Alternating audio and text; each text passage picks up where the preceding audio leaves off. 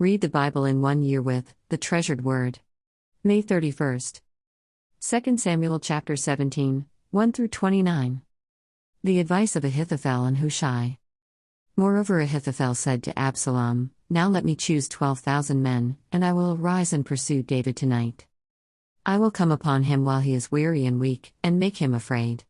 And all the people who are with him will flee, and I will strike only the king. Then I will bring back all the people to you. When all return except the man whom you seek, all the people will be at peace.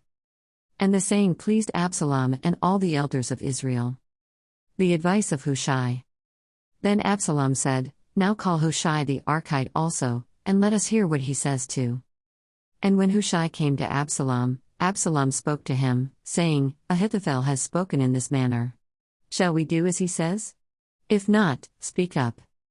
So Hushai said to Absalom, The advice that Ahithophel has given is not good at this time. 4. Said Hushai, You know your father and his men, that they are mighty men, and they are enraged in their minds, like a bear robbed of her cubs in the field, and your father is a man of war, and will not camp with the people. Surely by now he is hidden in some pit, or in some other place. And it will be, when some of them are overthrown at the first, that whoever hears it will say, There is a slaughter among the people who follow Absalom. And even he who is valiant, whose heart is like the heart of a lion, will melt completely. For all Israel knows that your father is a mighty man, and those who are with him are valiant men. Therefore I advise that all Israel be fully gathered to you, from Dan to Beersheba, like the sand that is by the sea for multitude, and that you go to battle in person. So we will come upon him in some place where he may be found, and we will fall on him as the dew falls on the ground. And of him and all the men who are with him there shall not be left so much as one. Moreover, if he has withdrawn into a city, then all Israel shall bring ropes to that city, and we will pull it into the river, until there is not one small stone found there. So Absalom and all the men of Israel said, The advice of Hushai the Archite is better than the advice of Ahithophel. For the Lord had purposed to defeat the good advice of Ahithophel, to the intent that the Lord might bring disaster on Absalom. Hushai warns David to escape. Then Hushai said to Zadok and Abiathar the priests, Thus and so Ahithophel advised Absalom and the elders of Israel, and thus and so I have advised.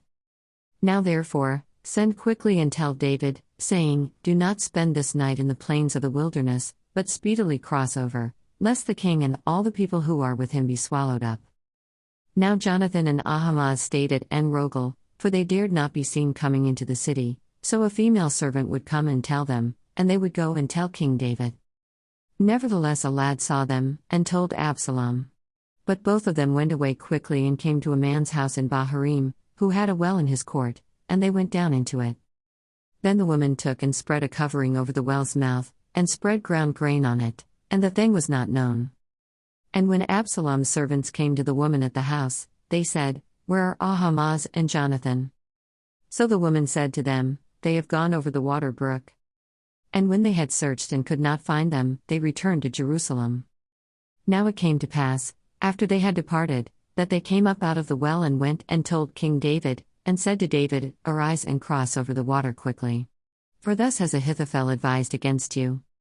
So David and all the people who were with him arose and crossed over the Jordan. By morning light not one of them was left who had not gone over the Jordan. Now when Ahithophel saw that his advice was not followed, he saddled a donkey, and arose and went home to his house, to his city. Then he put his household in order, and hanged himself, and died, and he was buried in his father's tomb. Then David went to Mahanaim. And Absalom crossed over the Jordan, he and all the men of Israel with him. And Absalom made Amasa captain of the army instead of Joab. This Amasa was the son of a man whose name was Jithra, an Israelite, who had gone into Abigail the daughter of Nahash, sister of Zeruiah, Joab's mother. So Israel and Absalom encamped in the land of Gilead.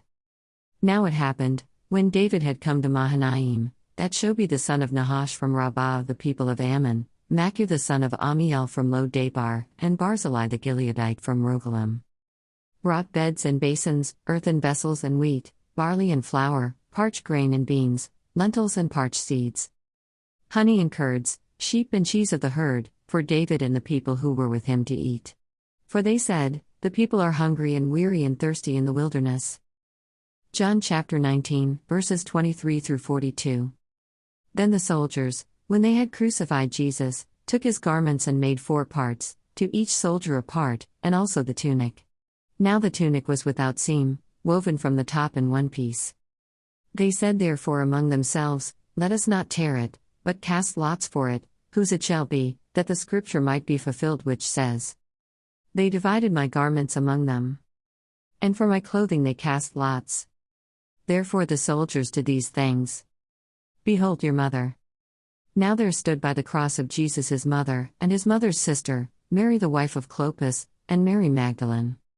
When Jesus therefore saw his mother, and the disciple whom he loved standing by, he said to his mother, Woman, behold your son.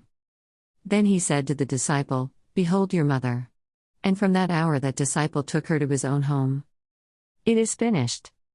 After this, Jesus, knowing that all things were now accomplished, that the scripture might be fulfilled, said, I thirst. Now a vessel full of sour wine was sitting there, and they filled a sponge with sour wine, put it on hyssop, and put it to his mouth. So when Jesus had received the sour wine, he said, It is finished. And bowing his head, he gave up his spirit. Jesus' side is pierced. Therefore, because it was the preparation day, that the body should not remain on the cross on the Sabbath, for that Sabbath was a high day, the Jews asked Pilate that their legs might be broken, and that they might be taken away. Then the soldiers came and broke the legs of the first and of the other who was crucified with him. But when they came to Jesus and saw that he was already dead, they did not break his legs. But one of the soldiers pierced his side with a spear, and immediately blood and water came out. And he who has seen has testified, and his testimony is true, and he knows that he is telling the truth, so that you may believe. For these things were done that the scripture should be fulfilled, not one of his bones shall be broken. And again another scripture says, They shall look on him whom they pierced. Jesus buried in Joseph's tomb. After this, Joseph of Arimathea, being a disciple of Jesus, but secretly, for fear of the Jews, asked Pilate that he might take away the body of Jesus, and Pilate gave him permission. So he came and took the body of Jesus. And Nicodemus, who at first came to Jesus by night, also came, bringing a mixture of myrrh and aloes, about 100 pounds. Then they took the body of Jesus, and bound it in strips of linen with the spices, as the custom of the Jews is to bury. Now in the place where he was crucified there was a garden, and in the garden a new tomb in which no one had yet been laid. So there they laid Jesus, because of the Jews' preparation day, for the tomb was nearby. Psalm chapter 119, verses 129 through 152. Pay. Your testimonies are wonderful, therefore my soul keeps them. The entrance of your words gives light, it gives understanding to the simple.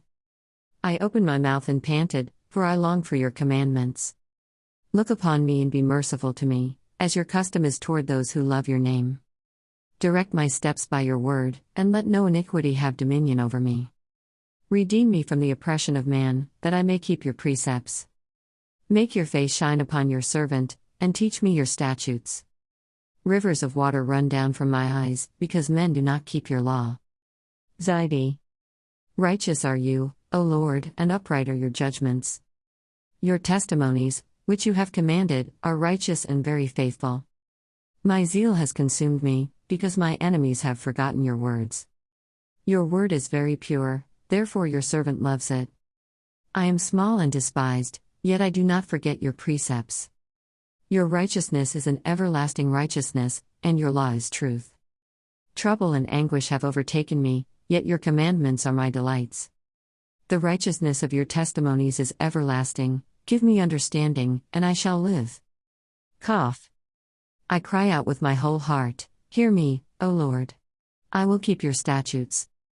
I cry out to you, save me, and I will keep your testimonies. I rise before the dawning of the morning, and cry for help, I hope in your word. My eyes are awake through the night watches, that I may meditate on your word.